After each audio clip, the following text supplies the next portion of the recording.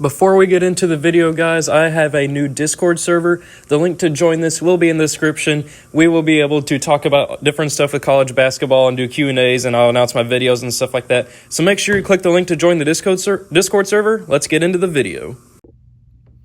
Sup, guys, it's Alex here, and welcome to my 2020 Pac-12 Conference Tournament predictions. This conference is just wide open this year. Oregon's the number 1 seed, Arizona State is the 3, UCLA is the 2, and USC is the 4. And then it's just a complete crapshoot from there with the rest of the teams. We got Oregon State as the 8, Utah as the 9, Arizona as the 5, Washington as the 12, who Washington was projected to be one of the top teams in the preseason. I mean, they have, I think his name is Isaiah Stewart. They are able to beat anybody in the Pac-12, but they've just been awful this year. I think they're like 14 and 16, something like that. But they could surprise some people and possibly make a sleeper run. More on that later.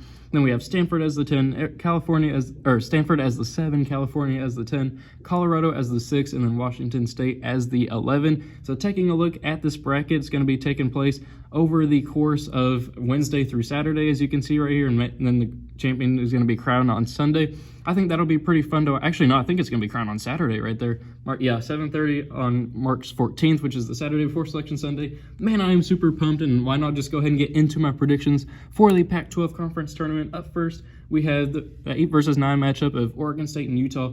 I think Utah shouldn't struggle too much there. I think they'll get the victory there in the 9/8. Utah did beat Kentucky earlier this season. They've been surprising a couple teams. I know they've given like Oregon fits. Then we have Arizona. I think they'll be able to beat Washington here. Washington, as I just mentioned, they're a team that could surprise people and make a late run, but I think that Sean Miller and Arizona are going to be able to close the deal here and prevent their seed on the NCAA tournament from falling too much farther. I think they're down to an 8 now in the most recent bracketology. Then we have Colorado here beating Washington State. I'm not seeing an upset happening there in the 11/6. I just don't think Washington State's a good team this year, and they are the 11th ranked team out of the 12 for a reason. Then we do have Stanford here beating California. Stanford is right on that bubble. I think they need to get the victory here to be able to beat California and move into the NCAA tournament.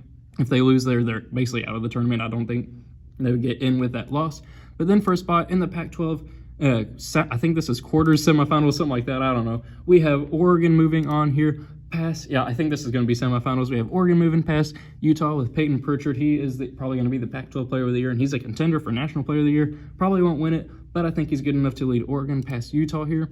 Then we have Arizona. I think we'll be able to pull off the slight 5/4 upset over USC and move on to the Pac-12 semis. Then I'm going to go with a 6/3 upset right here and go with Colorado. I think Arizona State did enough during February to push them into the NCAA tournament. I think they're safe, but as the 3 seed, I really don't like them in that matchup. They're on a neutral floor against Colorado. I think that Colorado needs that win more than them to kind of prove they're here to stay. I think they get the 6/3 upset.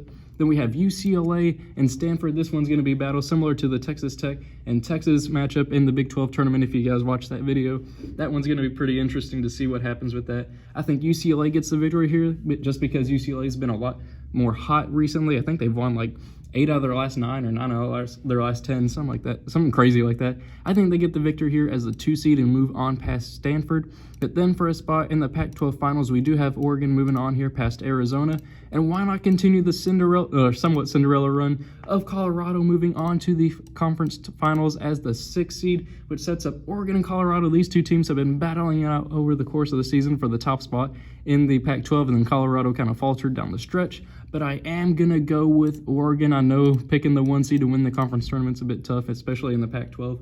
But I do think Oregon has the players and the coaching necessary to be able to win the Pac-12 and get that automatic bid. That may, if they win the tournament, I think they could possibly be a 3 seed in the tournament. I think they're a 4 right now. The most recent bracketology would be kind of interesting to see what happens with that. But there we have it. Let me know your own comments and predictions on the Pac-12 tournament below. Thank you guys for watching. I hope you enjoyed it, and I will see you all later.